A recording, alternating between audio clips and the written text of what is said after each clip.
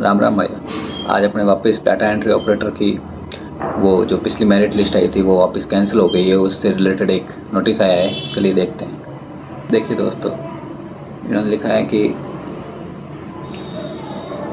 अपने जो रिजल्ट है वो कैंसिल कर दिया इन्होंने। देखो नीचे ये लिखा है कि टंकण परीक्षा के पात्र अभ्यर्थियों की सूची एवं टाइप टेस्ट हेतु कार्यक्रम प्रत्यक्ष से जारी किया जाएगा, यानी वापस बाद में। और इन्होंने ट्वीट करके बताया कि दिसंबर में ही बताएंगे।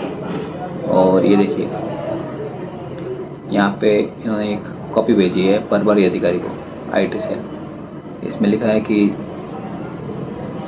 जो साथ में पूर्व में जो जारी मेरिट लिस्ट भेजी थी परिणाम के साथ, वो इन्होंने जो सिक्योरिटी फॉर्म भरने के लिए कार्यक्रम किया था वो निरस्त करा हुआ। इन्होंने ये साफ साफ लिख दिया, मेरे मतलब फॉर्म वापस वो विड्रॉ करने का बोल रहे हैं जो पिछला रिजल्ट आया था। तो टाइपिंग में कितने गुना बुलाएंगे उससे रिलेटेड मैंने एक फॉर्मेट तैयार किया है, आप देखिए एक बार।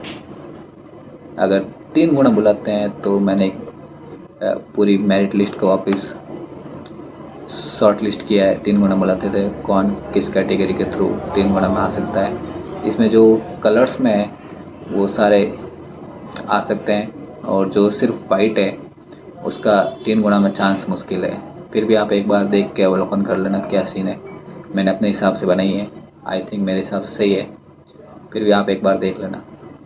पूरी मैंने जो जितने थे 837 जने सबकी मैंने बना दी है। इसमें TS पे भी अपने साथ ही काउंट है, क्योंकि वो तो सब ऑलरेडी आने ही वाले हैं। उनकी तो सीटें कम है, सीटें ज़्यादा है, वो कैंडिडेट कम है। ठीक है दोस्तों, आज के लिए इतना ही था, और कोई अपडेट आएगा तो बताऊँगा आपको।